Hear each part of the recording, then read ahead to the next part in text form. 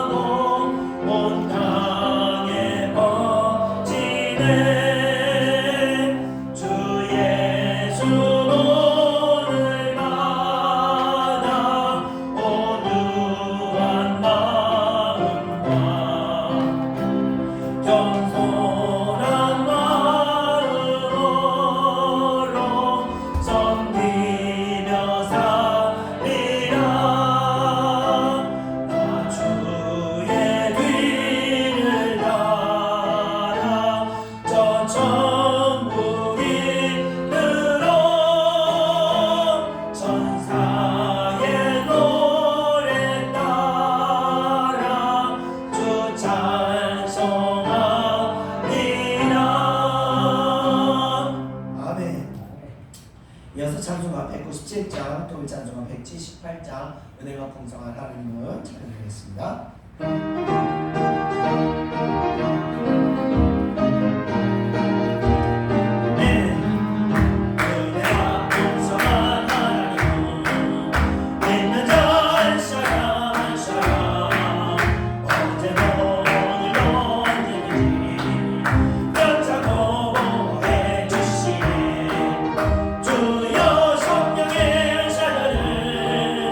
오늘도 내려주소서. 성령의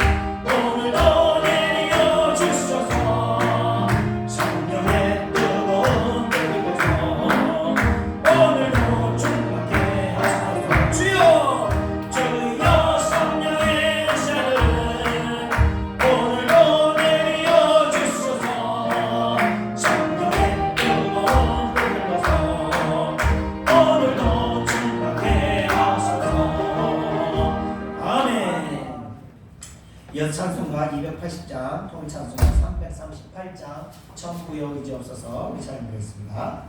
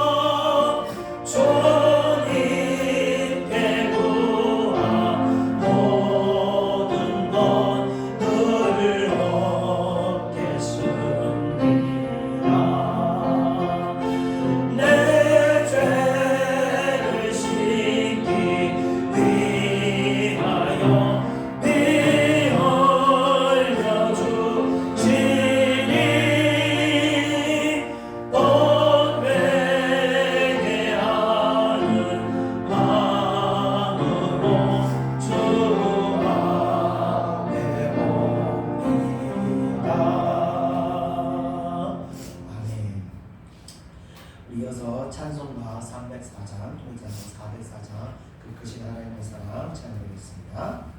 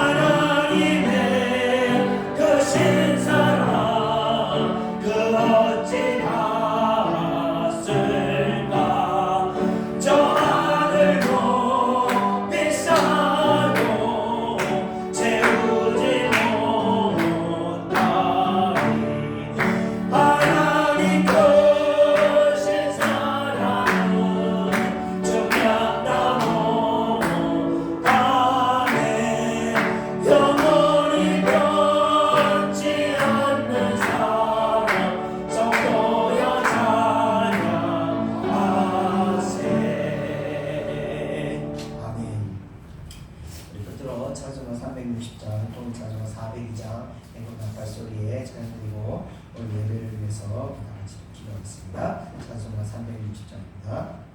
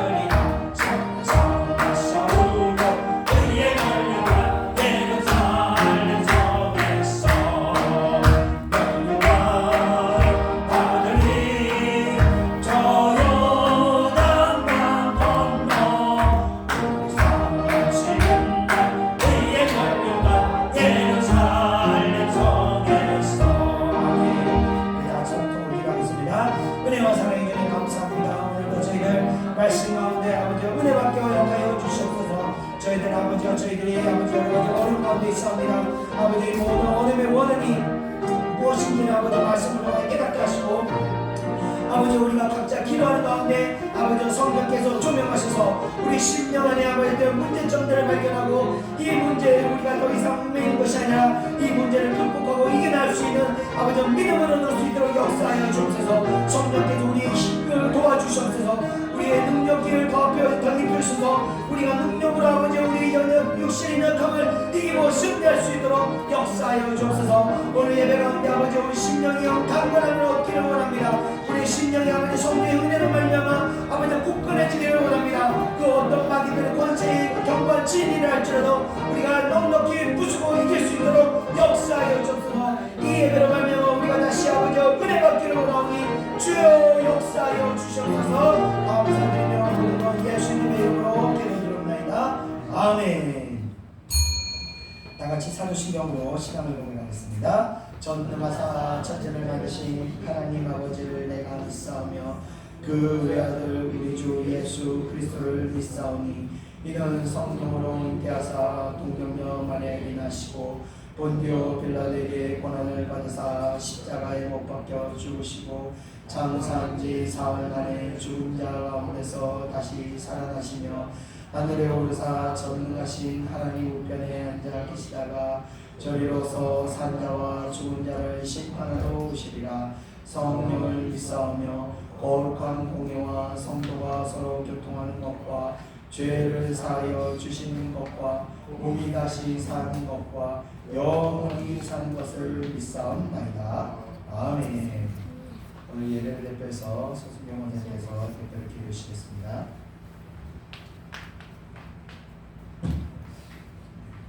기도드리겠습니다. 존귀하신 하나님, 크신 은혜와 사랑을 감사드립니다. 오늘도 주일날 귀한 전에 나오게 하신 것 전적인 하나님의 은혜입니다.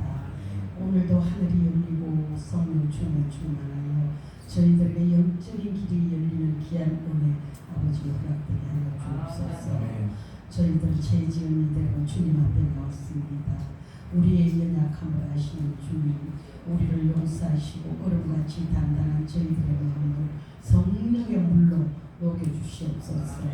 이 시간 신령과 진정으로 드리는 우리들의 예배 주님 받아주시옵소서. 국가와 민족이 정치, 경제, 사회가 너무도 혼란스럽습니다. 역사의 위기 때마다 건져주신 하나님, 이 민족 동서남북이 열려지게 하여 주시옵소서. 예찬교회 주님, 기적의 역사, 치유 역사, 거룩한 복음의 능력이 일어나고 예찬교회 든든히 세워질 수 있도록 저희들 기도하게 하시고 성령의 찬란한 빛 비추어 주시옵소서. 오직 저희들 주님의 저 피 묻은 아버지 하나님 십자가 바라보면서 성령 충만하여 예배가 살아있고 믿음이 살아있고 위상이 회복되게 하여 주시옵소서. 마음가지로 하는 복을 저희들에게 주신다는 것을 저희들 믿습니다. 오늘도 아버지나 말씀 전하시는 목사님 성령 충만하게 하시고 은혜의 담비가 내려지게 하여 주시옵소서. 목사님 영역과 지력과 체력을 더하시고 심장을 붙들어 주시고 회복시켜 주시기를 간절히 원합니다. 이 폭염 속에 저희들 건강 지켜주시고 은혜 내려 주시옵소서. 감사드리고 예수님 이름으로 기도드립니다. 아멘.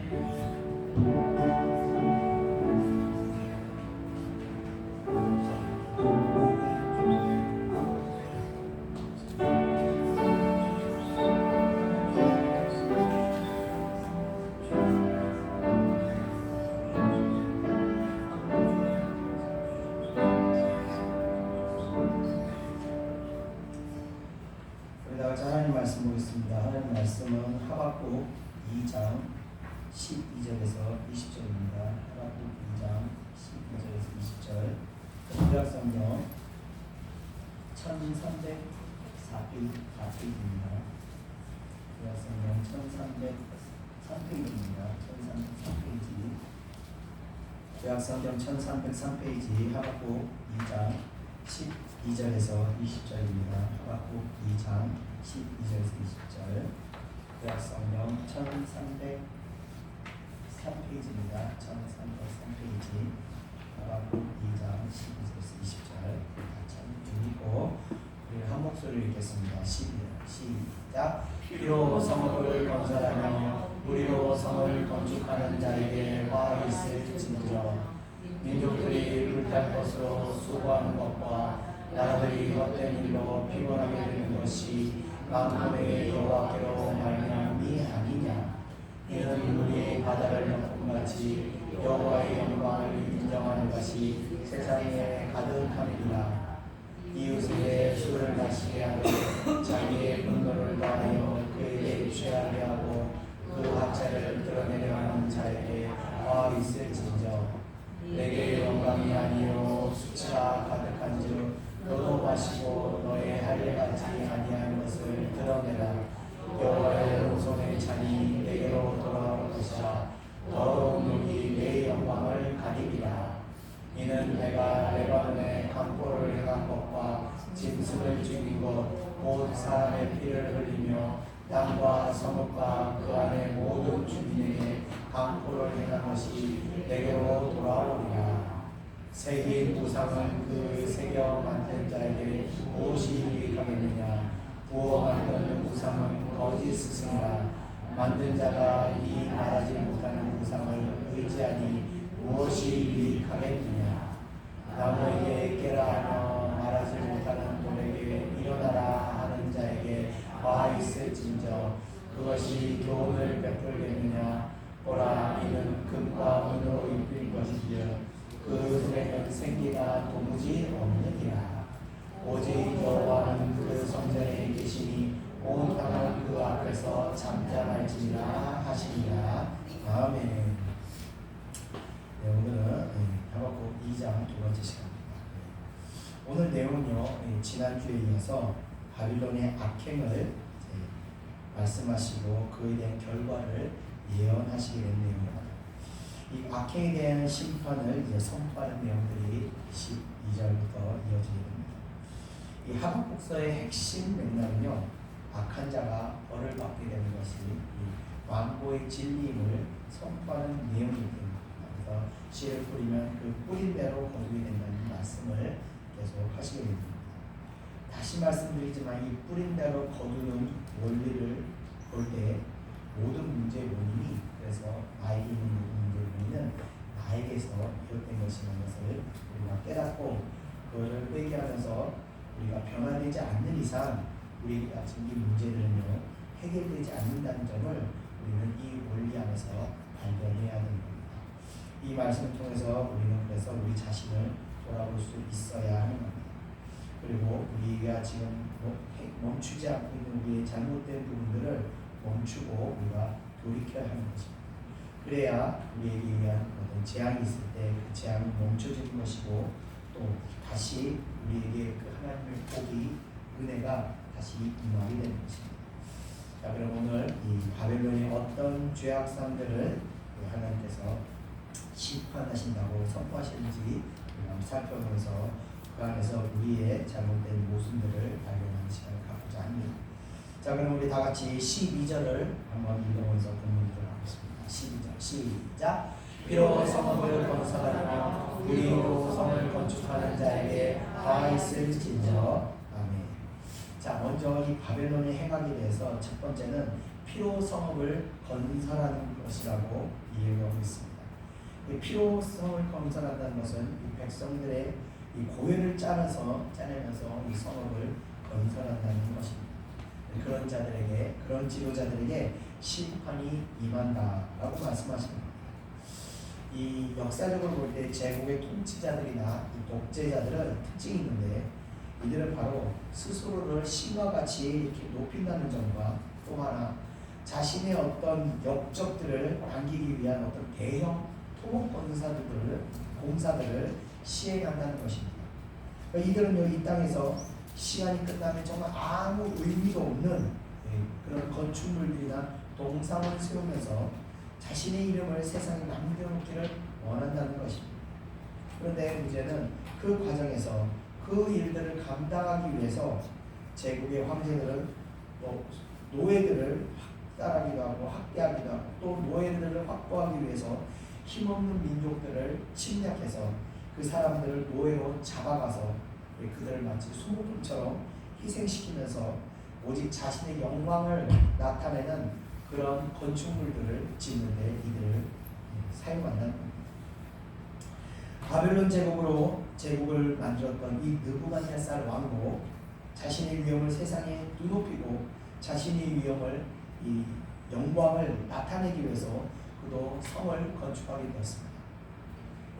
지금은 그 성은 없고 그 성의 정만, 그 터만 남아 있는데, 이 사진에서 보는 바와 같이 이 바벨론의 공중 정원의 터만 이렇게 남아 있습니다. 이 하늘 궁전이라 불리는 이 궁궐터만 남아 있는데, 이 터를 근거로 얼마나 큰 성이 있었나 아마 상상도를 그리겠는데, 이런 상상도를 그려놓은 건데 이게 전부입니다. 근데 이 상상도는 사실은 이 실제 그 성전에 비해서는 터무니없이 작은 그런 성입니다. 실제로는 이거 상상도와는 비교도 할 수 없을 정도로 어마어마한 성을 느부갓네살은 만들었더라고요. 자, 성전에 그가 건축했던 그 성의 규모에 대해서 기록이 나와 있는데, 그가 건설했던 성의 둘레는요, 그 성의 둘레가 이 480스타디온이라고 기록되어 있는데, 이 480스타디온은 키로로 계산해 볼 때 무려 90km에 달하는 그 땅에 그 큰 성을 건축하였답니다. 둘레가 90km면요 어느 정도 크기냐면요, 서울 정도의 크기의 땅에 성을 이렇게 다 둘러쳤다고 볼 수 있는 겁니다. 어마어마한 크기죠. 그런데 문제는 그 성의 두께가 500페키스라고 하는데, 500페키스는 어느 정도의 벽이냐면 30m가 된다. 성벽이 두께가 30m라고 되어 있다. 단순히 그냥 이런 얇은 벽을 세우는 수준이 아니라 어마어마한 크기의 성벽을 세웠다고 볼 수 있는 겁니다. 우리가 잘 아는 만리장성도 그 실제 가보면 그 폭이 어마어마하게 넓습니다. 근데 그 폭도 10m가 안 된다는 걸 볼 때 이 30m는 어마어마한 크기의 성벽이라고 볼 수 있습니다. 그런데 더 놀라운 것은 그 성벽의 높이가 200페키스, 그러니까 약 120m 정도의 높이의 성벽을 지었다고 하니 정말 상상을 초월하는 그런 어마어마한 성을 느부갓네살 왕이 건축한 것입니다. 120m라고 하니까 야, 그게 말이 되냐? 저도 보면서 이게 말이 되나 하는 생각이 들었는데 아마 여러분들도 그런 생각을 하실지 모르겠습니다.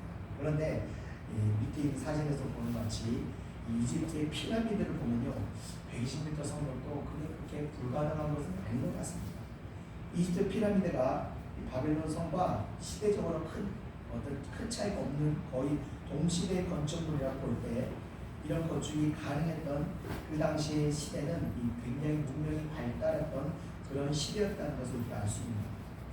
이 진화론적인 관점에서 볼 때는요, 이 고대 사회는 굉장히 미개한 사회라고 생각할 수 있지만 이 창조론적인 관점에서 본다면 고대 사회는요 전혀 미개하지도 않았고 상당히 과학과 기술이 문명이 발전해 있던 그런 시대였다는 것을 우리가 알아야 합니다. 자, 문제는 이런 건축물을 만드는 데 있어서 제국들은 항상 이 건축물을 세우는데 거기에는 희생자들이 따르게 마련인 겁니다. 바로 노예들과 힘없는 백성들이 여기에 희생된 겁니다. 만리장성을 건설하는 과정에서 희생된 사람 숫자가 수십만 명이 달한다고 합니다.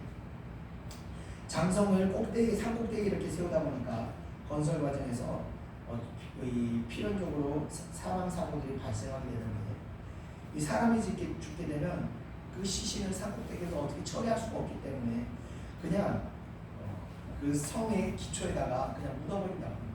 그리고 그 위에 그냥 계속 장성을 쌓아서 나갔다고 합니다. 그래서 만리장성은 별명이 하나 있는데 세계에서 가장 긴 무덤이라는 별명을 가지고 있다는 겁니다. 그 성 안에 수십만 명의 시신들이 그 안에 깔린 채로 성을 지었다는 겁니다. 자, 수십만 명의 희생자, 솔직히 와닿지가 않습니다. 그죠? 얼마나 많은 숫자인지. 그런데 현재 하남시 전체 인구수가 몇 명이냐면요, 대략 한 33만 명입니다. 그러니까 한 시의 인구가 전부 다 사망했을 정도로 수십만 명이나 되는 숫자는 어마어마한 숫자라는 것을 우리가 알 수 있습니다. 자, 고대 바벨론 성의 건설에서도 희생도 이 만리장성의 희생과 크게 다르지 않을 것입니다. 그 거대한 성을 건설하는데 잡아왔던 그 노예들의 희생자는요, 수십만 명이 달할 것이라고 생각할 수밖에 없는 것입니다. 그런데 다시 보시지만 그 위대한 성, 이렇게 터밖에 남아있지 않은 정말 아무것도 없는 이런 성을 위해서만 그 많은 희생을 치르고 있다. 하나님께서는 이같이 정말 아무 의미도 없는 그 불의한 성, 하나님의 형상대로 지은 정말 고귀한 그 사람을 자신의 영광과 명예를 위해서 아무렇지도 않게 소문처럼 희생시키는 이런 악한 자들의 행위에 대해서 화 있을진저라고 저주를 선포하시게 됩니다. 실제로 이 성이 그 성을 세웠던 느부갓네살 왕에게 아무 의미가 없게 되었는데 바로 그 많은 희생을 치르면서 세워진 그 성에서 그는 천수를 누리지 못하고 반역으로 인해서 성에서 쫓겨나 마치 노숙자와 같은 그런 신세로 말년을 보내게 된다는 점을 볼 때 다른 사람의 고통으로 얻어진 영광은 아무 유익이 되지 못한다는 것을 보여주는 말씀입니다. 그렇기 때문에 우리가 우리의 목적을 이루는 데 있어서, 그러니까 돈을 많이 벌거나 또 성공하기 위해서 높은 위치에 오르기 위해서 다른 사람을 희생시키거나 다른 사람의 건강이나 생명을 해치면서까지 그 자리에 오른 것은 결과적으로 절대 우리에게 유익하지 않게 된다는 것을 말씀하시는 것입니다. 아니, 오히려 그런 영광은요, 하나님으로부터 재앙을 받게 된다는 점을 하나님께서 선포하시고 있습니다. 한국은 이제까지요, 정말 세계적으로 인정을 받을 만큼 마약에 관해서는 마약 청정국으로 불렸던 그런 나라입니다. 그런데 지난 5년간 이 무분별한 그 마약의 침투로 인해서 과거에 70만 원 하던 마약이 이제 당분 몇만 원이면 살 수 있을 정도로 이제 한국의 마약이 마치 무분별하게 들어오는 그런 나라가 되어 있습니다. 그런데 이렇게 접하게 되는 마약은 사람의 인생을 완전히 망가뜨릴 뿐만 아니라 생명의 위협까지도 만드는 정말 악하고 악한 그런 물질이 아닐 수 없습니다. 그런데 그렇게 다른 사람에게 피해를 입히면서 그들이 돈을 번다고 한들 그 돈이 그 사람들에게 얼마나 유익하겠냐는 것을 우리가 알아야 합니다. 마약뿐만이 아닙니다. 다른 사람의 마음이나 정신을 병들게 하는 보이스피싱, 또 다른 사람의 건강을 해치게 하는 여러 가지 불법적인 식품이나 약품, 의료행위 이런 것들로 인해서 번 돈들이 결국 그들에게 유익으로 남는 것이 아니라 오히려 그것이 그들에게 재앙으로 임하게 됨을 선포하시는 그런 말씀입니다. 돈과 명예를 위해서 사람의 생명과 영혼을 소중히 여기지 않는 자들을 하나님께서 화 있을진저라고 선포하십니다. 자, 이어지는 13절을 우리 다 같이 한번 읽어보겠습니다. 시작. 민족이 불탈것으로 수고하는 것과 나라들이 헛된 일로 피곤하게 되는 것이 만군의 여호와께로 말미암음이 아니냐. 아멘. 자, 자신의 영광을 드러내기 위해서 세워진 그 위대한 성들이 결국은 불태워지고 무너지고 사라져 버려 지금은 흔적만 겨우 남아있는 헛된 일들이 되었다는 것입니다. 그 의미 없는 일들을 위해서 생명을 희생시키고 또 백성들에게 세금을 거두어 고열을 짜내고 지었던 그 모든 성, 그 모든 수고가 헛된 일이 되었다는 겁니다. 그 성이 건축되었을 때, 그 성이 정말 세워질 때만 해도 이 성은 영원히 무너지지 않을 것이라는 정말 이 난공불락과 같은 성이라고 생각했을지 모르지만 그 성도 결국은 무너지게 됐고 지금은 좀 전에 사진에서 보는 것 같이 흔적이나 겨우 남아있을 정도로 처참하게 부서졌다는 것을 볼 때 하나님께서 거두시면 아무리 위대하고 견고한 성도 하루아침에 무너질 수 있다는 겁니다. 현대 아무리 과학이 발전하고 기술이 뛰어나다 하더라도 하나님이 부리시는 이 자연재해 앞에서는 버텨내고 이겨낼 수 있는 건축물이나 기술은 존재하지 않는다는 것을 볼 때 이것이 그것을 증명합니다. 왜냐하면 하나님께서는요 죽이기도 하시고 살리기도 하시고 소홀로 지옥으로 내리기도 하시고 또 거기서 건져 올리기도 하시기 때문인 것입니다. 자, 이어지는 14절을 우리 다 같이 한번 읽어보겠습니다. 시작. 이는 우리 바다를 덮음같이 여호와의 영광을 인정하는 것이 세상에 가득함이니라. 아멘. 14절은요 12절 13절의 결론이라고 볼 수 있는 구절입니다. 물이 바다를 덮음같이, 그러니까 온 바다가 물로 덮여 있는 것 같이 하나님의 통치와 위엄이 온 세상에 충만하게 퍼져 있다는 것입니다. 로마서 1장 20절을 보면요 창세전부터 그의 보이지 않은 양의 것들 곧 그의 영원하신 능력과 신성이 그가 만드신 만물에 분명히 보여 알려졌나니 그러므로 그들이 핑계하지 못할지니라 라고 말씀하셨습니다. 하나님의 신성과 영광은 그가 지으신 온 세계 만물에 팽배하게 퍼져 있다는 것입니다. 그렇기 때문에 우리는 그분의 영광을 인정해야 하고 그분의 영광을 위해서 살아야 하는 것입니다. 정말 마지막 때, 그러니까 우리 영혼이 육신의 옷을 벗고 떠나갈 때, 그때 세상에 숨겨져 있던 보이지 않는 이 모든 비밀들이 그때 우리는 다 볼 수 있게 됩니다. 그래서 내가 이제껏 인생의 목적으로 삼으며 살아왔던 세상의 성공과 명예 이런 것들이 그때 가서 얼마나 가치가 없고 정말 이 쓰레기 같은 존재밖에 되지 않는다는 것을 그때야 알게 된다는 것입니다. 그 가치 없는 것을 위해서 내가 얼마나 많은 사람을 짓밟고 얼마나 많은 사람을 희생시키며 아프게 하며 그 의미 없는 삶을 내가 이제껏 살아왔다는 것을 그때 가면 다 깨닫게 된다는 것입니다. 예, 정말 평생을 수단과 방법을 가리지 않고 쌓았던 것들이 아무 의미가 없고 가치 없다는 것을 알게 된다. 그러나 하나님께 영광을 돌리며 하나님의 영광을 위해서 살았던 삶, 그러니까 영혼을 섬기며 생명을 소중히 여겼던 모든 수고와 헌신과 희생의 손길이 그때 하나님의 영광의 품에서 빛을 발하게 되는 것입니다. 그때를 위해서 우리가 이 땅에서 어렵고 힘들지만 어떻게든 말씀을 지키면서 죄를 짓지 않고 살아가야 하는 것입니다. 저도 그런 영광을 보기 위해서 이 목회하는 것이고 또 희생과 수고와 봉사를 제가 마다하지 않는 것. 여러분들도 남은 삶이 그런 의미 있는 삶을 살아가시기를 주님의 이름으로 축원드립니다. 자, 이어지는 15절을 우리 다 같이 한번 읽어보겠습니다. 시작. 이웃에게 술을 마시게 하되 자기의 분노를 더하여 그에게 취하게 하고 그 하찮을 드러내려 하는 자에게 화기스를 빌려. 아멘. 자, 이번에는 이웃의 정신을 혼미케 만들어서 자신의 그 악한 목적을 이루는 자들에 대한 심판이 되는 것입니다. 심판의 선포가 되는 겁니다.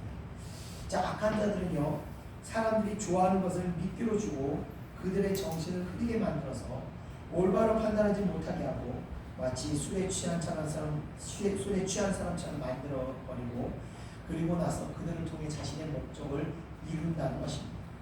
출애굽기 23장 8절에 보면요, 뇌물을 받은 자는 눈이 어둡게 되고 의로운 자의 말을 뇌물은 눈이 밝은 자의 눈을 어둡게 하고 또 의로운 자의 말을 굳게 한다고 하였습니다.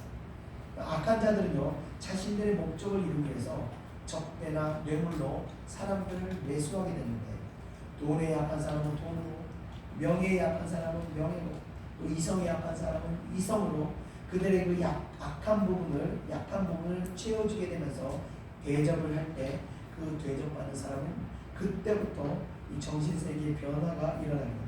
그래서 대접받은 것으로 인해서 이 정신의 족쇄가 채워지게 됩니다. 그래서 그때부터는요, 선악을 분별하는 눈이 어두워지고 이 정직함과 의로움을 추구해야 하는 그 힘이 왜곡되어 변질하게 되는 겁니다. 자, 분명한 것은요, 이렇게 뇌물을 받은 사람은 반드시 좋지 않은 결과를 맞이하게 된다는 겁니다. 그래서 그 죄에 대한 대가를 그들은 치르게 됩니다. 요즘 뉴스를 보면요, 뇌물로 인해서 정치인들 또 법조인들이 줄줄이 들어가는 걸 보면 결국은 이것들이 당장 그때는 아무 일이 없었지만 결과적으로 이것이 다 드러나게 되는구나 라는 것을 우리는 보고 있습니다. 자, 이들이 그래서 받은 뇌물로 인해서 그동안 쌓아놨던 모든 것을 다 잃어버리게 되면서 이들은 죄를 받게 되지만, 그렇다고 해서 그들에게 뇌물을 주었던 자들에 대해서 하나님께서는 죄 없다 말씀하지 않으신다는 겁니다. 오히려 뇌물을 받은 사람보다 뇌물을 주어서 사람의 정신을 병들게 하는 자들에 대해서 더 크게 심판하심을 선포하시게 되는 겁니다. 그래서 뇌물을 주고 받는 것이 다 나쁜 것이지만 오히려 받는 사람보다 주는 사람에 대해서 하나님께서 더 크게 심판하신다는 것을 뜻하는 내용입니다. 자, 이어지는 16절을 우리 다 같이 한번 읽어보겠습니다. 시작. 내게 영광이 아니요 수치가 가득한 줄 너도 마시고 너의 할례 받지 아니한 것을 드러내라. 여호와의 오른손의 장이 내게로 돌아올 것이라. 더러운 용이 내 영광을 가리리라. 아멘. 자, 16절에 이렇게 악을 행하는 자들이 맞이하게 되는 심판에 대해서 말씀하시는 건데, 먼저 내게 영광이 아니요 수치가 가득한즉 너도 마시고 너와 할례 받지 아니하는 것을 드러내라 라고 말씀하십니다. 그러니까 내가 다른 사람들에게 마시게 하여 병들게 하였던 정신을 영혼을 병들게 하게 되면 결국은 나 또한 그것을 마시며 나의 영혼이 병들고 그 수치스러움이 드러나게 된다는 겁니다. 이것은 자기가 행한 대로 보응을 받게 된다는 그 원리를 또 말씀하시게 됩니다. 로마서 2장 6절 7절을 보면요, 하나님께서는요 각 사람이 행한 대로 보응하시되 선을 행하여 영광을 추구하는 자에게는 영생으로 또 불의를 따르는 자들에게는 진노와 분노로 하시리라 라고 말씀하셨습니다. 결국 내가 다른 사람의 영혼을 병들게 하고 다른 사람의 고혈을 짜내면서 어떤 이익을 얻거나 내 목적을 이루게 된다면 결국 내가 행한 그대로 나 또한 고열이 짜여지게 되고 짓밟히게 된다는 것을 말씀하십니다. 우리가 사람에게 우리가 사람을 대할 때 우리가 어떤 마음으로 그 영혼을 대하고 사람을 대해야 하는지를 다시 한번 생각하게 하는 그런 구절입니다. 이 대부분 사람들은요, 세상에서 힘을 가진 자, 높은 어떤 인지도를 가진 자들에게는요 아무 말 못하지만 반대로 나보다 약하고 힘이 없는 사람들에게는 함부로 대하고 또 순진하고 어리석어 보이는 사람들에게서는 악랄할 정도로 이들을 이용하고 착취하게 되기도 합니다. 그런데 행한 대로 보호하시는 하나님께서는 다른 사람의 정신을 병들인 자들에서 죄 없다 말씀하지 않으시고 여호와의 오른손이 자니 내게로 돌아올 것이라 더러운 영이 내 영광을 가리리라 라고 말씀하시다. 그렇게 얻은 물질과 명예, 이 세상적인 영광을 하나님께서는 방관하지 않으시고 하나님의 의로운 오른장, 그러니까 오른장이 의로운 오른장이라는 것은 공의의 하나님을 말씀하시는 거예요. 그러니까 죄에 대해서 심판하시고 또 선한 행실에 대해서 복을 주시는 그 공의의 하나님께서 그 심판이 임할 때 아무리 세상에서 많은 부를 얻고 이루고 영광스러운 자리에 앉는다 할지라도 그것을 위해서 뿌려놓았던 그 더러운 행위들이 그때 다 드러내시면서 세상적인 부와 명예, 영광을 가리게 만들어서 더 이상 자랑거리가 되지 못하게 역사하신다는 것을 말합니다. 그래서 우리가 어렵지만 하나님의 뜻을, 하나님의 영광을 위해서 하나님의 방식으로 우리가 이 일들을 해나가야 된다. 간혹 보면요, 이제 기도하는 가운데 하나님의 역사로 문이 열릴 때가 있습니다. 그때 확 기뻐하면서 그 길을 기쁨으로 들어가는데 문제는 그 문을 하나님께서 열어주셨을 때 그 문을 들어가는 그 과정도 하나님의 방법으로 해야 되는데 기적은 일어났지만 그 과정에서 자신의 방법과 세상적인 방법이 들어가게 됐을 때 안타깝게 하나님의 축복이만 더 큰 축복으로 이어지지 않고 사그라드는 것을 제가 볼 때가 많이 있습니다. 그래도 참 안타깝습니다. 왜냐하면 하나님께서 축복하시면 힘들어도 끝까지 하나님의 방법으로 밀고 나가야 되는 것이기 때문에 그렇습니다. 그럴 때 그것이 계속해서 우리에게 영광이 되고 우리에게 축복이 되지, 그렇지 않고 다시 세상적인 방법, 세상적인 여러 가지 가치관이 들어가게 되면요, 결국 하나님의 역사는 그 자리에서 멈추게 됩니다. 어떻게 제가 이렇게 잘하느냐? 항상 제가 그렇게 반복했었기 때문에 하나님께서 기적을 주셨는데 제 안에 살아있는 이 세상적인 방법으로 그것을 하다 보면 결국 다시 그게 다 문이 닫혀버리는 경우를 제가 좀 많이 있습니다. 그래서 항상 우리가 하나님의 문을 열어주시면 방법도 하나님의 방법으로 가야 한다는 거예요. 자, 이어지는 17절을 우리 다 같이 한번 읽어보겠습니다. 17절 시작. 이는 내가 레바논의 강포를 행한 것과 짐승을 죽인 것, 그 사람의 피를 흘리며 땅과 성과 그 안에 모든 주민에게 강포를 행한 것이 내게로 돌아오리라. 아멘. 자, 다시 한번 바벨론에 포악한 이 죄에 대해서 하나님께서 말씀하시는 겁니다. 레바논이란 과거 이스라엘의 영토에 해당하는 지역으로 이스라엘 땅을 뜻합니다. 그 레바논에서 바벨론이 이스라엘 민족에게 행한 그대로 하나님께서는 바벨론에게 행하시겠다는 말씀이 됩니다. 이 바벨론 군사들은요, 짐승을 죽이기를 파리목수처럼 여기며 짐승뿐만이 아니라 사람을 사람으로 보지 않고 가축과 짐승 죽이듯이 온갖 강포를 행하게 되는데, 이들이 행한 이 강포는 정말 인권이 살아있는 우리 시대에는 상상도 할 수 없는 그런 포악하고 잔인한 행위들을 이스라엘 백성들에게 행하게 된다. 이 노예에 대한 이 잔혹함이 얼마나 잔혹한지를 우리는 잘 이해를 못하지만 그 잔혹함이 얼마나 지독했는지를 비교적 가까운 시대의 어떤 사건들을 통해서 우리가 한번 가늠해 볼 수 있습니다. 바로 미국의 그 노예선을 보면서 노예들이 받았던 그 대접이 어떠했는지, 그리고 노예들을 대하는 그 인간의 잔혹함이 어느 정도까지 갈 수 있는지를 우리가 알 수 있는 겁니다. 자, 이 사진은요, 여러분 이 사진 이 그림 무슨 그림인지 아시겠습니까? 잘 보이시겠죠? 바로 노예선의 그림을 그린 겁니다. 가까이 보면요, 이 그림 하나하나가 사람입니다.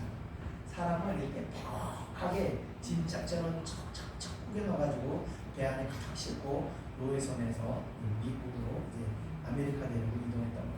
어느 정도냐, 위에서 본 그림이고 실제로 사람을 틈도 주지 않고 박스에 안에 박스를 척척척 하듯이 위아래를 꽉꽉 채워가지고 넣어서 이동했던 겁니다.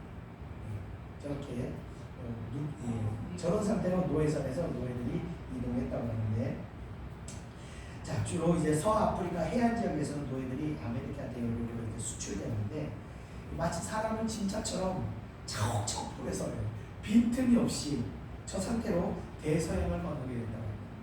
이 대서양을 건너려면 지역에 따라서 짧게는 2개월, 길게는 3개월가량 걸리는데, 저 상태로 사람을 싣고 갔는데 먹을 것도 이제 죽지 않을 만큼만 주는데 이 대소변은 그냥 저 자리에서 해결을 했다고 합니다. 그래서 노예 무역선이 대략 한 1000명 정도를 싣고 가는데 가는 동안 100명에서 한 300명 정도가 죽었다가 가는 과정입니다.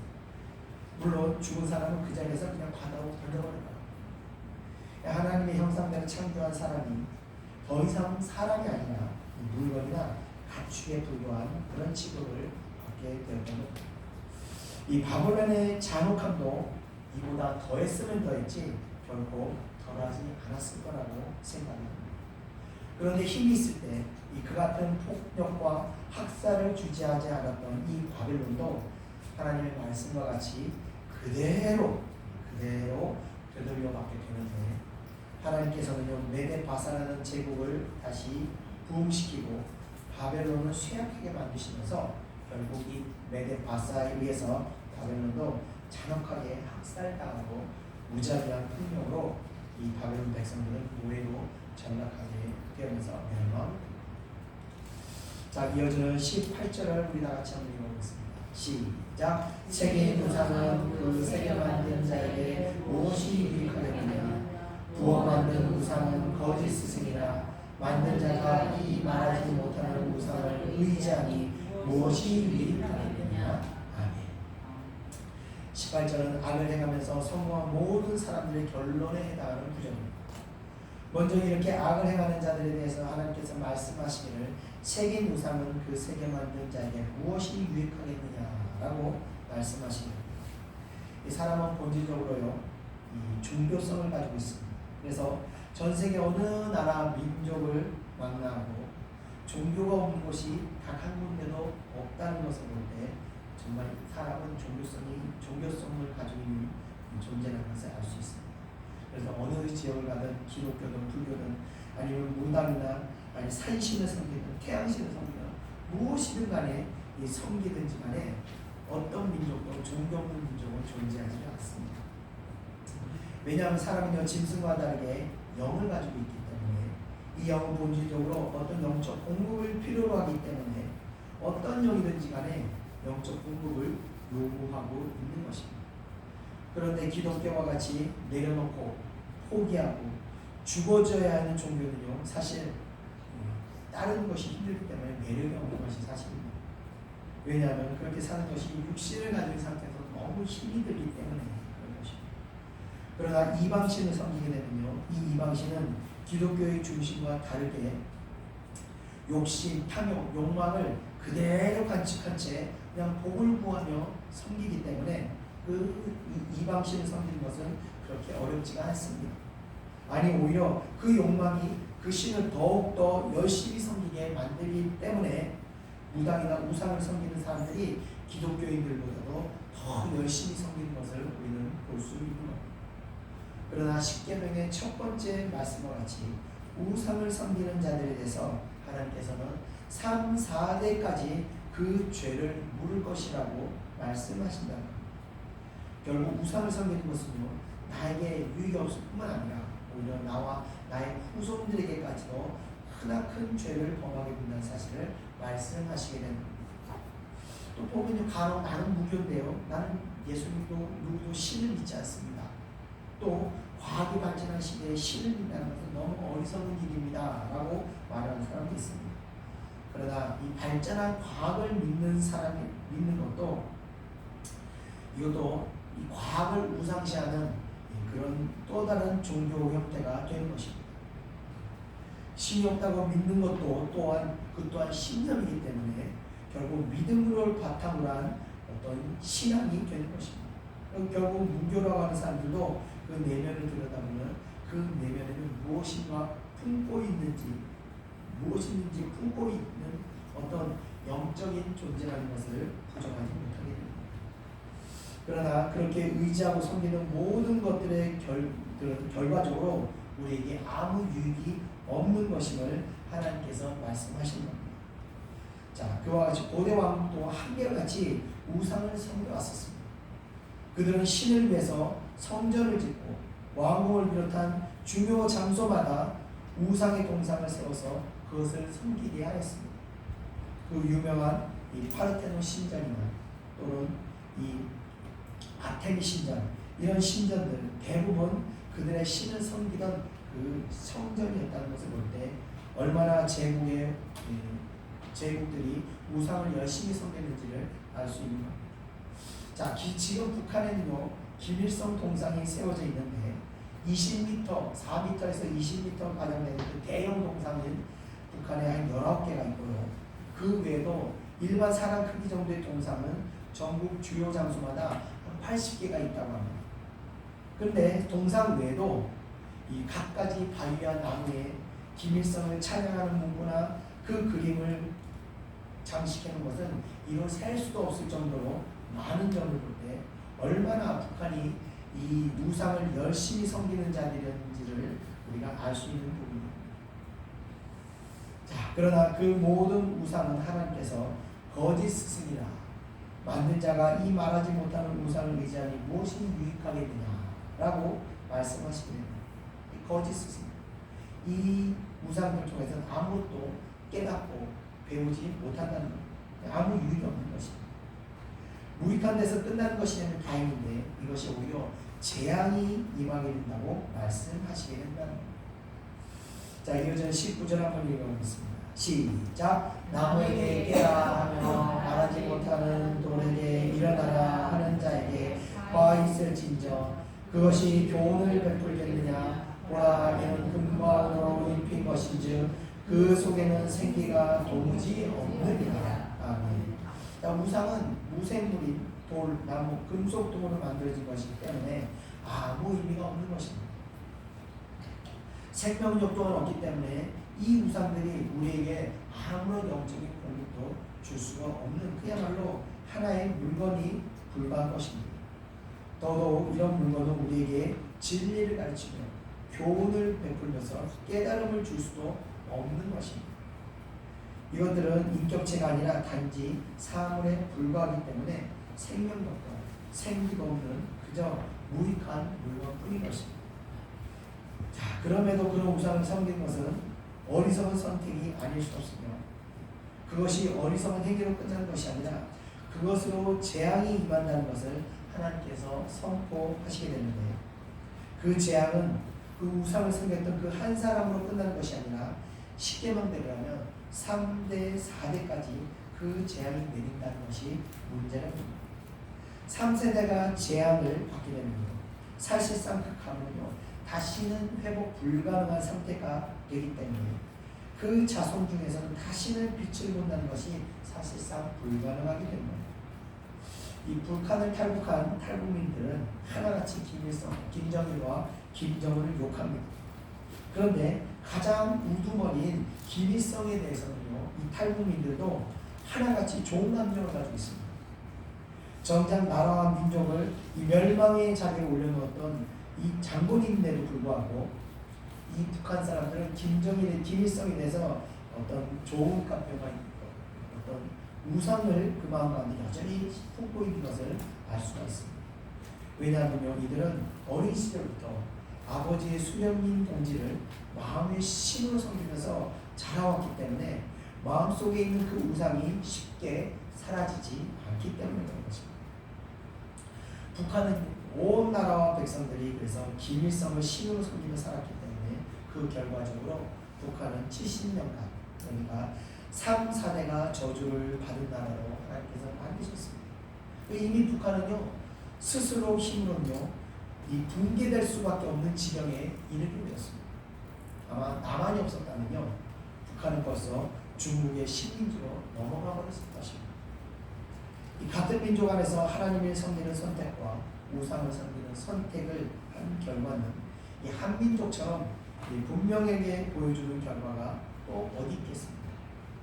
그런데도 불구하고 어리석은 인간은 지금도 여전히 우상을 섬기고 있다는 것입니다. 자, 끝으로 우리 20절을 한번 읽어보겠습니다. 시작. 오직 여호와는 그 성전에 계시니 온 땅은 그 앞에서 잠잠할지니라 하시니라. 자, 우상의 무익함에 대조적으로 하나님의 절대적인 위대하심을 언급한 구절이 됩니다. 하나님께서 온 우주를 주관하시고 운행하시지만 여전히 하나님을 거역하는 악한 세력은 판을 치고 있습니다. 또 하나님을 그러나 또 한편으로는 하나님을 경외하는 자들은 또 거기에 맞서서 믿음을 고수하고 의로운 길을 여전히 또 걸어가고 있는 것입니다. 이런 영적인 싸움은 인간이 창조되었던 그 에덴 동산에서부터 지금까지도 계속되어 오고 있었습니다. 그러나 그런 싸움 중에서 하나님께서는 크신 권능을 행하시면서 악인의 그 공들인 노력을 허사로 만드시고 또 악하고 경고한 성도는 무너뜨리시지만 악인에게 대항해서 도전하는 그 의인의 노력은 하나님께서 도우시고 그 어려움을 인내할 수 있도록 힘을 주시며 이기도록 도우신다는 것입니다.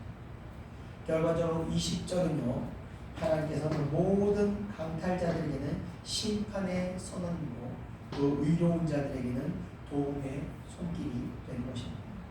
자, 그렇기 때문에 다시 말씀드리지만 우리가 힘들고 어려워도 오늘 주셨던 하나님의 말씀을 두려운 마음으로 받아서 그 말씀을 지키도록 우리가 힘써야 할 것입니다.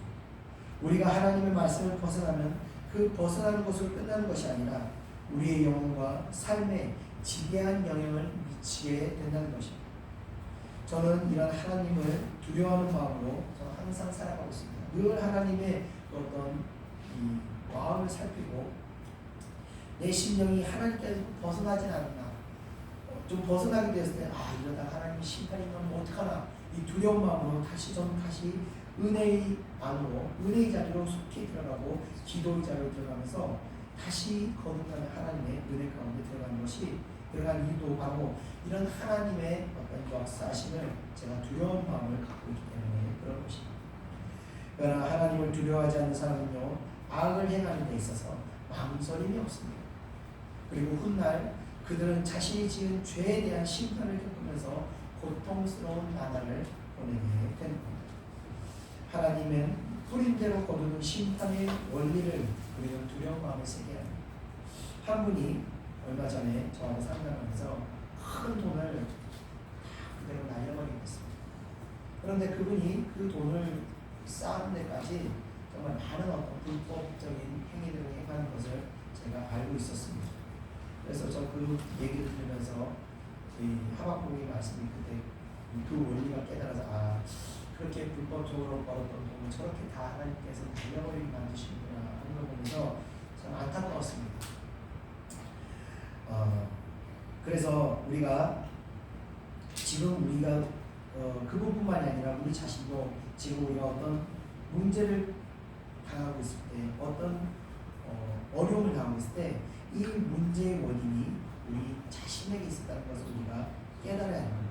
그리고 속히 돌이키고 회개해서 하나님의 그 심판의 손이 내려지지 않도록 또 하나님의 심판이 내려졌을 때 그 심판의 손이 다시 걷어지도록 그래서 다시 우리 삶에 우리 영혼에 평안이 흐르도록 우리가 그 결단을 하며 우리가 나가야 하는 것입니다. 그렇지 않으면요 우리의 악행은요 멈추지 않고 계속해서 우리의 악행의 결과가 우리의 영혼에 고통을 줄 뿐만 아니라 오늘 주신 말씀과 같이 3, 4대까지 그 재앙이 미칠 수 있다는 이 두려운 마음을 가지고 하나님의 말씀을 여러분들께서 받으시기를 주님의 이름으로 축원드리며 오늘 말씀을 마치겠습니다. 기도하겠습니다. 은혜와 사랑해 주님 감사합니다. 하나님께서 의로운 길을 갖고 하나님의 말씀을 정말 지키려고 노력하는 자들에겐 한량없는 은혜와 한량없는 축복과 하나님의 그 도우심으로 의로운 길을 가는 자들을 인도하시고 어려운 환난과 고통 가운데서도 이길 수 있도록 도와주시는 분이심을 우리가 믿습니다. 그러나 반대로 우리가 악을 행하며 다른 사람에게 고통을 주고 정말 내 목적을 위해서 아버지 악한 일을 서슴지 않고 행하는 자들에게는 하나님께서 반드시 그 행위에 대한 벌을 물으신다고 하나님께서 말씀하신 줄 우리가 들었습니다. 하나님께서 이렇게 의인은 상을 주시고 악인에게 벌을 주시는 하나님이심을 우리가 그 공의 하나님이심을 우리가 믿고 두려운 마음으로 우리가 우리의 죄악이 된 길에서 아버지 돌이킬 수 있도록 은혜 주시고 결단할 수 있는 마음을 허락하여 주시옵소서. 그래서 다시는 우리가 이 우리의 죄로 인한 그 반복된 아버지 심판과 고통의 나날을 보내는 것이 아니라 어떻게든 우리가 어렵더라도 하나님의 말씀을 지키고 순종하고 나가는 가운데 하나님의 그 도우심과 하나님의 함께 하심을 우리가 경험할 수 있도록 은혜를 베풀어 주시옵소서. 사랑하는 백성들 정말 하나님의 뜻을 따라 의로운 길을 갈 때 하나님의 놀라우신 기적과 하나님의 놀라우신 도움의 손길을 경험하게 하시고 아버지 모든 죄악된 것은 끊어버리고 의로운 길로 회개하고 돌이켰을 때 다시 하나님으로부터 부어지는 놀라운 평강의 은혜 아버지 축복의 은혜를 우리가 맞이할 수 있도록 은혜 허락하여 주옵소서. 우리 예천교회 성도들에게는 아버지 단 한 성도도 아버지 그렇게 어리석은 길에 빠지는 성도가 있지 않도록 지켜주시고 온전히 하나님의 은혜 안에 거할 수 있도록 역사하여 주시옵소서. 감사드리며 모든 것 예수님의 이름으로 기도드립니다. 아멘. 우리 다 같이 찬송가 401장 통일찬송가 457장 주의 곁에 있을 때 찬양드리겠습니다.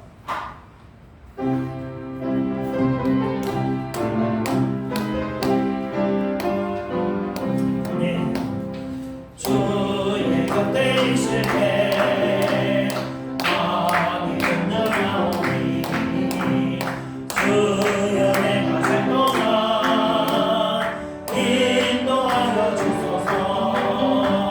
주여 주여 나를 인도하소서.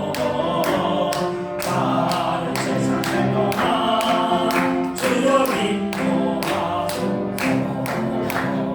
비난 저희 예수여 세상 끝결이 맑게 그 시련의 행보자 나를 챙겨주소서. 주여 주여 나를 인도하소서. 다른 세상 살다가 주여 인도하소서. 세상 끝까지라도 영화로운 나라와 눈물 없는 곳으로 들어가게 하소서. 주여 주여 나를 인도하소서. 다른 세상 살다가 주여 인도하소서. 아멘. 기도하겠습니다. 저 상담을 하다 보면요, 참 이 고통 가운데 있는 분들이 많습니다. 고통이 있으니까 지금 상담을 하겠죠. 제가 상담하는 가운데 이렇게 해야 됩니다 하면요, 여태까지 하시는 분들이 한 분도 안 계십니다. 왜 안 계신가 생각하면 제가 하는 항상 방법은 육을 죽여야 기념을 했습니다. 육을 죽여야 영혼이 살아나는 겁니다. 예수님께서 죽으셨을 때 더 놀라운 몸을 가지고 부활하셨던 것처럼 우리가 죽어질 때 그 이후에 우리는 더 큰 놀라운 은혜 가운데 더 큰 영적인 축복을 누리게 되는 것입니다.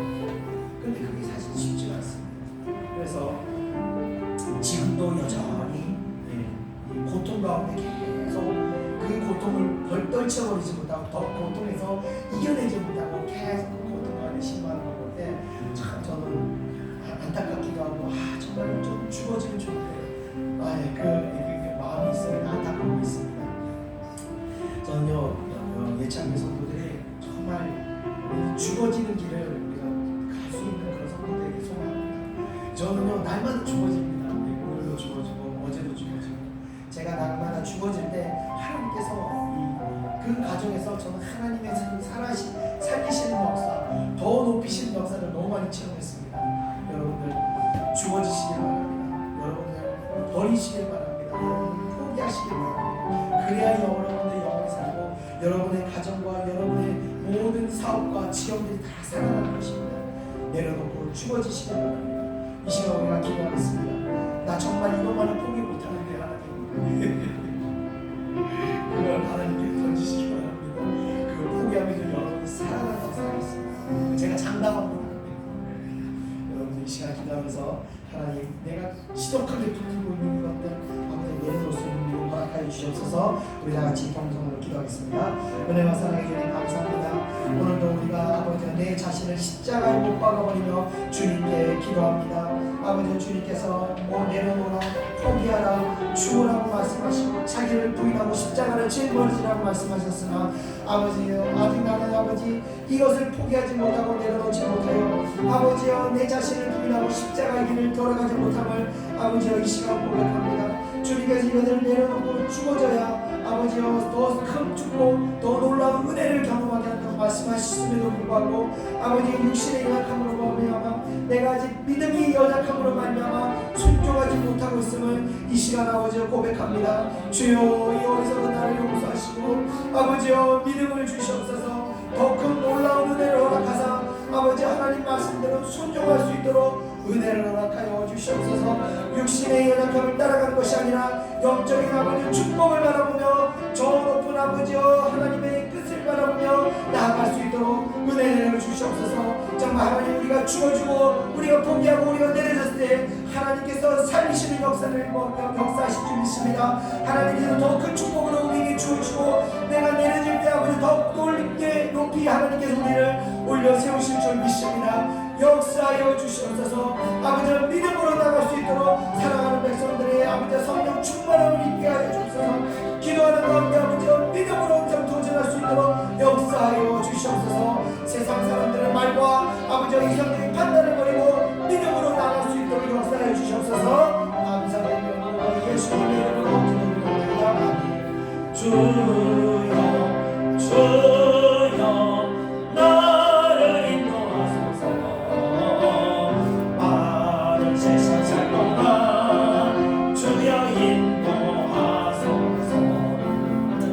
세상 끝까지 가는 영화로운 나라와 눈물 없는 곳으로 들어가게 하소서. 주여 주여 나를 인도하소서.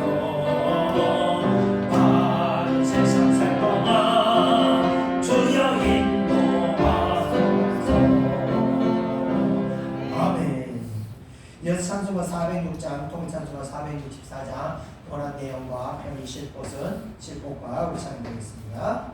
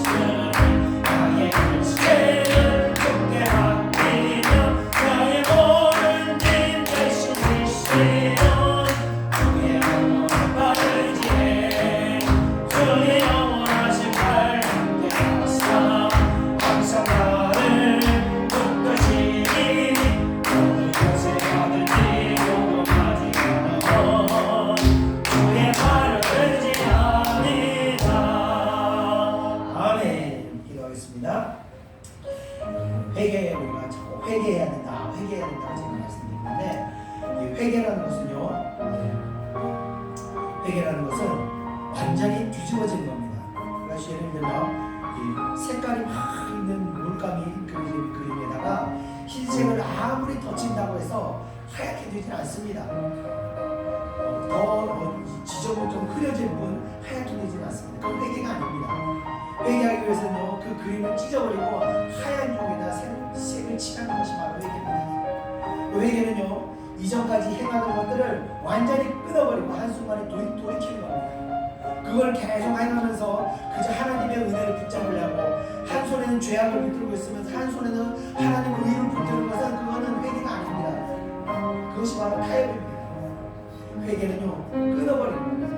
과감하게 끊어버리는 겁니다. 이스라엘 백성들이 회개 역사가 일어났을 때 이스라엘 백성들이 그때 어떤 상태였냐면요, 이방 여인들과 결혼을 해서 이방 여인들의 자식을 낳고 그러고 살고 있던 그 시기였습니다. 그때 회개의 범이 일어날 때 이 이스라엘 백성들이 어떻게 했냐, 이방 아내와 자식들을 그 자리에서 끊어버렸습니다. 어떻게 보면 잔인한 행동인데 그만큼 신앙을 위해서 큰 결단을 한 겁니다. 이 고학년 시대에 복음이 처음 들어왔을 때 그때 우리 조선 말기에는요, 이 첩을 두르는 데서 당연한 문화였습니다. 그러다 어떤 한 양반이 복음을 듣게 되면서 이 첩의 문제를 해결하기 위해서 어떻게 했냐, 그 첩을 이혼시키고 자식도 내버리면서 생활비는 물론 계속되지만 그 첩과의 관계를 그 순간에 끊어버리고 복음의 길로 들어가 버렸습니다. 그리고 그 사람이 나중에 목사님이었습니다. 회개는요, 한순간에 끊어버리고 인간적인 것, 물질에 얽매이는 것, 이런 것을 과감하게 끊어버리고 상담을 하다 보면 물질에 얽매여서 끊지 못하는 것들, 또 인간적인 게 얽매여서 끊지 못하는 것, 온전한 회개가 그래서 온전한 은혜 가운데 들어가지 못하게 됩니다. 이 시간 우리가 기도하겠습니다. 회개는요, 한순간에 뒤집어진 겁니다. 한순간에 끊어버리고 오히려 거울 안으로 들어가는 겁니다. 이 시간 여러분 가운데 아직까지 붙들고 있는 그 아버지 악행들 보실 때 기도하시면서 그걸 끊어버리는 결단하시기를 주님으로 축원드리며 우리 다 같이 동성으로 기도하겠습니다. 은혜와 사랑해 주님 감사합니다. 우리 마음 가운데 아직 미련을 가지고 있는 어리석은들 아버지와 과감하게 끊어버릴 수 있도록 역사해 주옵소서. 회개는 아버지와 더러운 것에 하얀색을 더 입히는 것이 아니라 아주 끊어버리고 새 종이에 새로운 그림을 그리는 것을 우리가 하나님께서 말씀하셨습니다. 아주 감동 주셨습니다. 하나님, 우리가 이 시간 아버지 우리의 모든 더러운 행실들을 아버지 다 끊어버리고 이유는 아버지 오직 하나님의 거룩함 안에 우리가 하나님의 의롭다움을 입을 수 있도록 은혜 허락하여 주옵소서. 아버지와 아직도 미련을 가지고 있는 것들은 아버지와 과감하게 내놓고 오직 하나님의 영광을 위하여 하나님의 뜻대로 향하여 하나님의 의롭다움을 위해서 하나님의 영광을 위해서 우리가 나아갈 수 있도록 은혜 허락하여 주옵소서. 오직 아버지와 하나님의 영광만을 바라보는 주의 백성들 될 수 있도록 역사하여 주시옵소서. 아버지 많은 곳에들은 하나님의 백성들에게 결단하고 나가는 백성들에게 물질의 문제, 아버지와 인간적인 관계의 문제, 또한 여러 가지 아버지의 문제를 아버지와 엉키고 넘기게 만들어서 하나님의 백성들이 믿음으로 나가지 못하도록 방해하고 있습니다. 그러나 아버지와 사랑하는 백성들의 믿음의 결단을 주시고 의로운 영광을 위해서 아버지 오직 하나님의 영광을 위해서만 나갈 수 있도록 은혜 허락하여 주옵소서. 그 가운데 아버지 성령께 함께 하셔서 믿음을 더하게 하여 주옵소서. 믿음으로 말미암아 아버지여 하나님의 오직 영광만을 바라보는 주의 백성 될 수 있도록 은혜 허락하여 주시옵소서. 감사드리며 예수님의 이름으로 기도드립니다. 아멘. 주의 영원하신 팔 함께 하사 항상 나를 붙드시니 요새 가든지 용감하지 않으면 주의 팔을 의지하리라. 잘못한 것 주께 없으니 나의 글쎄를 주께 맡기며 나의 모든 짐 대신 주시고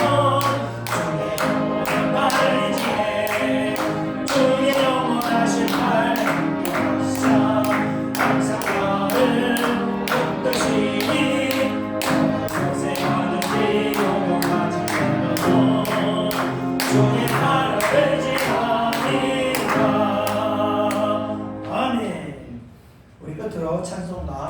545장, 통일찬송가 344장, 이눈의 아무 증거 아니 되어도 우리 찬양 드리고 제가 기도하고 축복하고 마치겠습니다. 찬송가 405장입니다.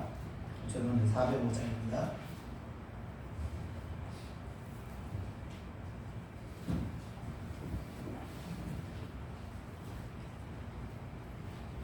죄송합니다. 주의 친절한 팔에 앉으세요. 405장.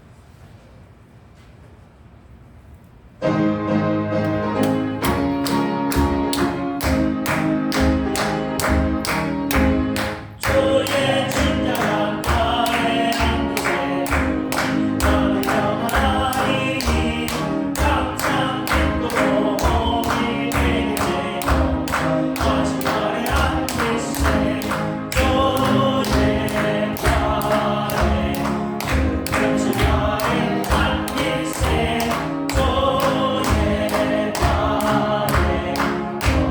팔에 다시 발에 앉으세 나이 갈수록 주의 사랑이 선명하게 비치고 찬송하는 일편이 가리고 다시 발에 앉으세 주의 팔에 다시 발에 앉으세 주의 팔에 다시 발에 앉으세 주의 보좌로 나아갈 때 소리 외치고 겁과 두려움 없어지리 다시 발에 앉으세 주의 팔에 다시 발에 앉으세 주의 팔에 다시 발에 앉으세 주의 팔에 다시 발에 앉으세 주의 팔에 다시 발에 앉으세 아멘. 기도하겠습니다. 은혜와 사랑해 주님 감사합니다. 오늘 하나님께서 주신 말씀대로 사랑하는 백성들이 아버지의 영혼을 소중히 섬기고 생각하고 아버지 인간의 생명을 아끼면서 아버지 어떤 상황 가운데서도 헛된 우상에게 마음을 빼앗기지 않고 오직 하나님의 영광을 위해서 살아갈 수 있도록 은혜 허락하여 주시옵소서. 이 헛된 우상이 빼앗기고 아버지의 사람에게 마음을 아프게 하며 얻었던 모든 것이 결국엔 아무 유익이 없이 오히려 그것이 우리에게 재앙이 되어 우리의 인생에 큰 환난을 맞이하게 된다는 것을 오늘 말씀을 통해서 우리 두려운 마음으로 우리가 알았습니다. 이 말씀 우리가 두려운 마음으로 마음에 새기고 이후로 어떤 상황 가운데서도 우리가 아버지여 이 죄악된 길로 우리가 빠지며 악을 행하지 않도록 우리를 붙잡아 주시고 오직 하나님의 영광을 위해서 의로운 길을 걸어갈 때 그 길에 하나님의 영광과 하나님의 은혜와 하나님의 도우심이 임하는 줄 믿습니다. 사랑하는 백성들 항상 의로운 길을 갈 때 사랑하는 백성들에게 심령에 항상 하나님의 평강이 머물 수 있도록 어느 곳에 가든지 무엇을 하든지 간에 그곳에서 평안을 누리며 기쁨 가운데 하나님의 일들을 감당할 수 있도록 은혜 허락하여 주시옵소서. 사랑하는 백성들 살아가는 날 동안 이렇게 하나님의 은혜 가운데 거하면서 항상 늘 아버지 축복된 삶을 살아갈 수 있도록 복된 인생을 누릴 수 있도록 역사하여 주시옵소서. 감사드립니다. 오늘 예배가 있기까지 수고하고 봉사하는 그 손길들 위에도 하나님의 크신 은혜가 임하게 하시고 더운 날씨에도 불구하고 예배를 사모여 참석한 사랑하는 백성들에게 큰 은혜를 허락하셔서 아버지 그 은혜에서 벗어나지 않는 정말 은혜 가운데 축복을 누리는 백성들 될 수 있도록 인도하여 주시옵소서. 드린 예물 위에도 하나님의 크신 은혜를 더 입히소서 하나님의 축복 가운데 거할 수 있도록 역사하여 주시옵소서. 감사드리며 모든 것 예수님의 이름으로 기도드립니다. 아멘. 이제는 우리 구주 예수 그리스도의 은혜와 하나님의 크신 사랑하심과 성령의 인도하심이 이 자리에 모이는 사랑하는 주의 백성들 머리 위에 이제로부터 영원히 함께 있을지어다. 아멘.